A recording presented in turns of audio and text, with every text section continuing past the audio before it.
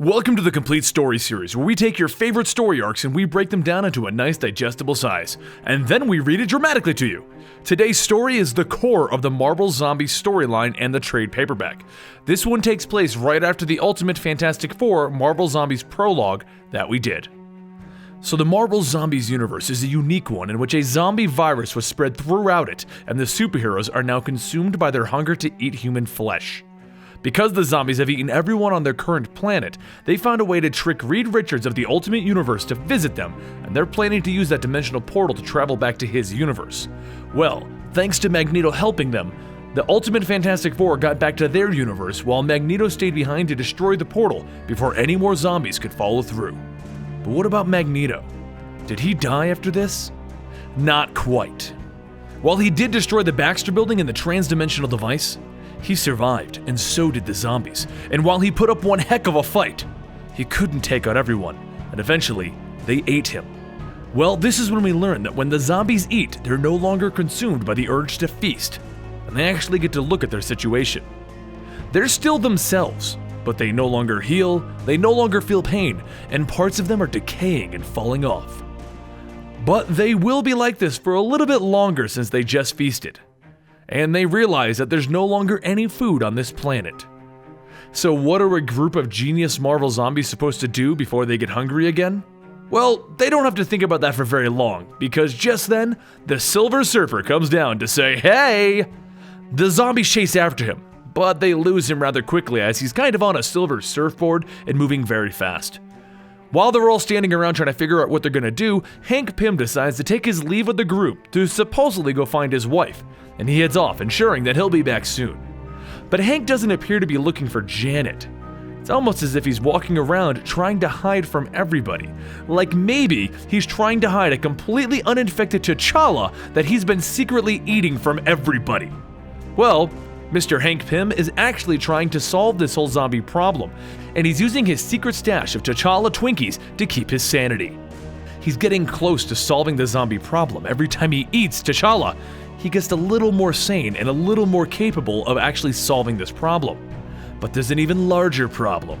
He wasn't as sneaky as he thought, because just then, Janet showed up as she followed him to his little secret hideaway, and she demands that Hank share this meat with her. How could he be hiding these T'Challa Twinkies from her?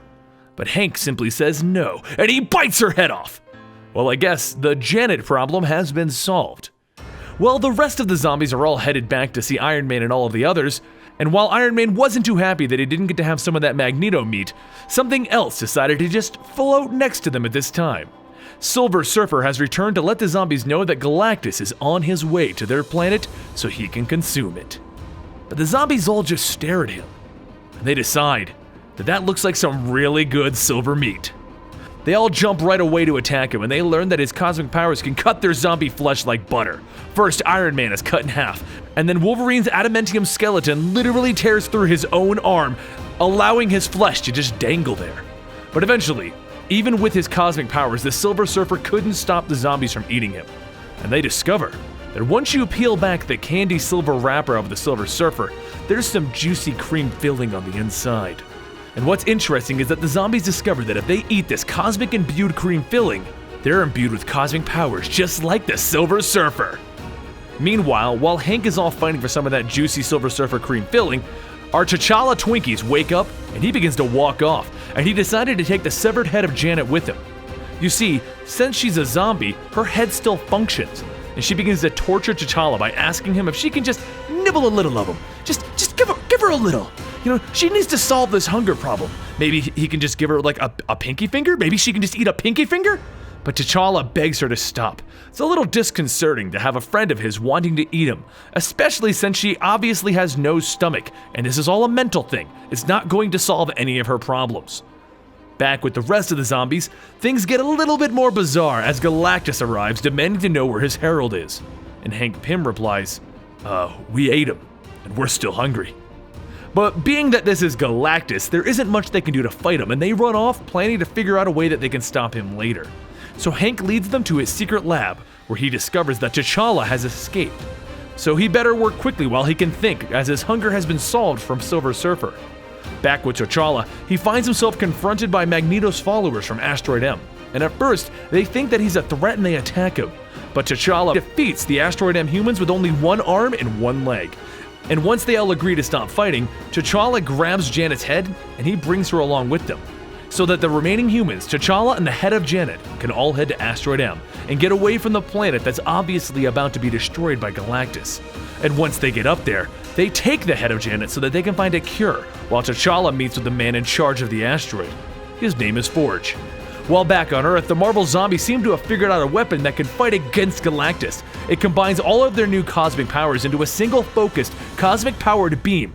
And it works. It knocks down Galactus, and it's time for some giant purple meat. But as they knock him down, he lands in the middle of all the zombie supervillains. Well, this leads to the eventual. The super cosmic powered heroes of the Marvel Universe versus the non-cosmic powered villains. Do I even need to tell you which side of this fight wins? Well, with the supervillains gone and Galactus on the ground, the Marvel Zombies have one hell of a feast. 5 years later, the human survivors of Asteroid M come down to the planet to see if they can help the Marvel Zombies. They discovered that if a zombie doesn't eat, eventually, it'll just stop having its hunger. And they took the head of Janet and put it into a robotic body. But they discovered that the zombies aren't here. And since the planet is still here and not destroyed by Galactus, where did the zombies go? Well, once they ate Galactus, they became Galactus. And now they go through space devouring any world that has an alien race that has a good juicy cream filling.